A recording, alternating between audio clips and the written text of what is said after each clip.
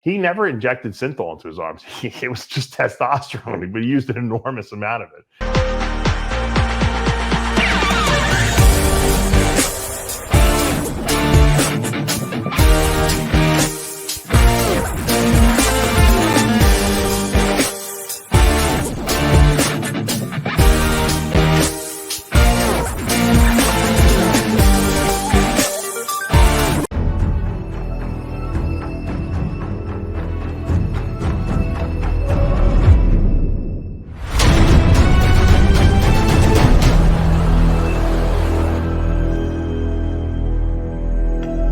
I created Species Nutrition with one mission in mind: to provide bodybuilders and serious athletes with no-nonsense supplements that work. I put my name and reputation on every bottle of Species Nutrition products.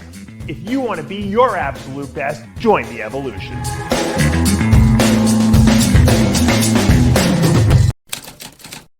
This one is kind of digging deep on you. It's from Espenberg. How many inches did your arms grow from Synthol? What was your protocol? Appreciate the honesty.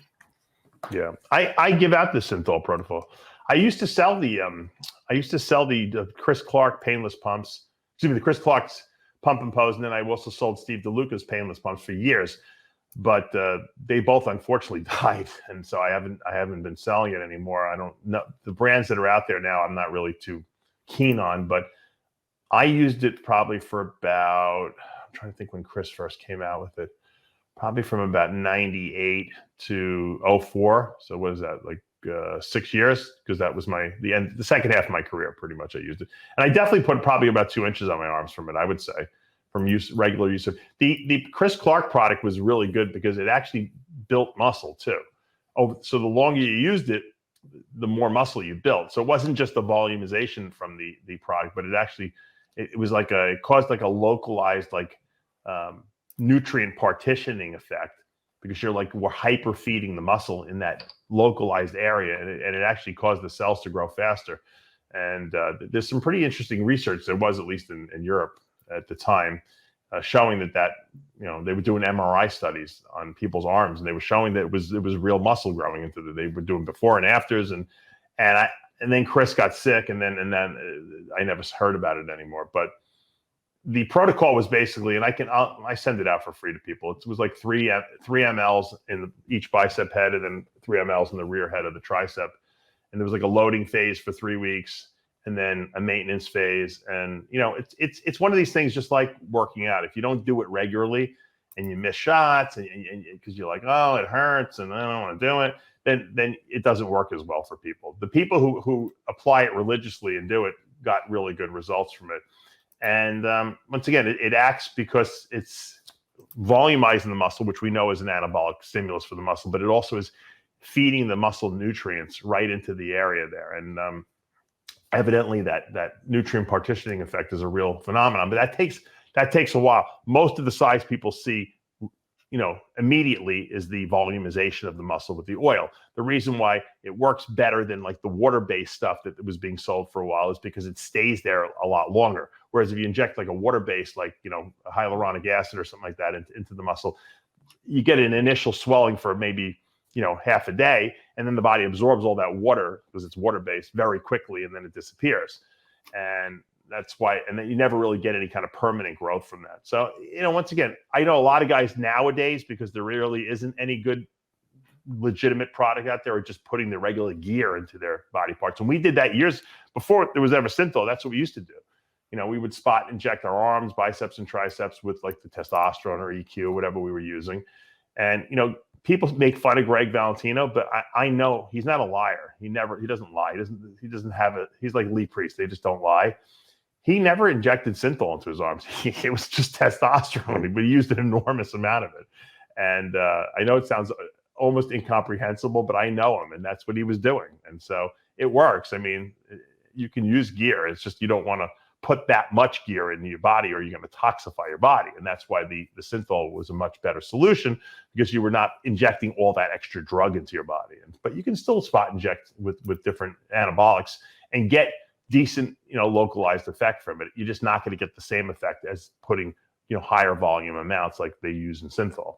anyone wants, they can reach out to me and email me. I'll send you the protocol.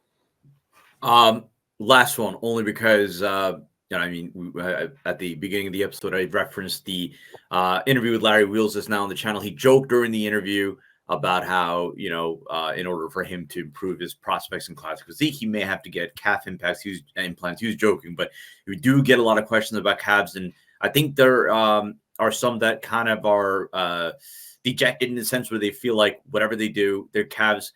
This question specifically is about that you can get shape, you can just never get them to grow. Your advice on growing calves? In hindsight, I could tell you what I did and why it worked. I didn't really know why it worked when I originally did it, but I decided that that when I do calves, I for some reason, after 2 sets or 3 sets of calves, the bottom of my feet would hurt more so than my calves actually hurt. It was like I wasn't training calves anymore. It was like my feet were fatiguing. It's kind of like, how like when you do back, sometimes your forearms give out if you don't use straps before your back actually gives out. Well, that's what was happening to me. I said, so my first warm-up sets were my best sets. And then after that, I didn't really get anything from calves. I said, you know what? I know this sounds ridiculous, but I'm not warming up my calves anymore. I'm just going to go. I know what weight I can do the most weight with good form, full range of motion, and where I can get 15 reps. And that's what I'm going to do. I'm going to do 1 set of seated calves. I'm going to do 1 set of standing calves. I've give you this protocol before. And that's what I would do. I would go into the gym. I would seated leg press. I used to do 3 45-pound plates on the thing. I would put them on there, and I'd go right to my heaviest set. I'd crank out 15 reps with it, which would feel great in my calves. My feet really didn't hurt that first set.